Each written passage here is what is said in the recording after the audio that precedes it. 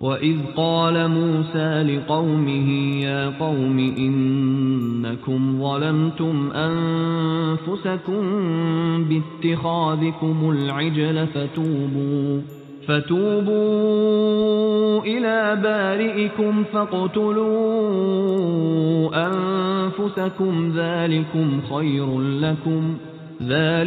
خَيْرٌ لَكُمْ عِندَ بَارِئِكُمْ فَتَابَ عَلَيْكُمْ إِنَّهُ هُوَ التَّوَّابُ الرَّحِيمُ।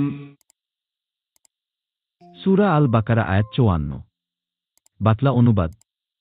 স্মরণ করো, মূসা যখন আপন কাউমের লোককে বলল, হে আমার কাউম, বাছুরকে উপাস্য রূপে গ্রহণ করে তোমরা নিজেদের প্রতি কঠিন অত্যাচার করেছ, কাজেই তোমরা তোমাদের সৃষ্টিকর্তার নিকট তাওবাহ করো এবং তোমরা নিজেদেরকে, নিরপরাধীরা অপরাধীদেরকে, হত্যা করো, তোমাদের স্রষ্টার নিকট এটাই শ্রেয়। অতঃপর তিনি তোমাদের প্রতি ক্ষমা প্রদর্শন করলেন, তিনি অত্যন্ত ক্ষমাশীল, পরম দয়ালু।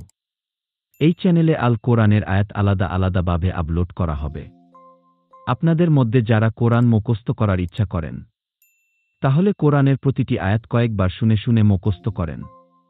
আপনাদের ভালো লাগলে চ্যানেল সাবস্ক্রাইব করে বেল বাটন অন করে রাখুন। ধন্যবাদ।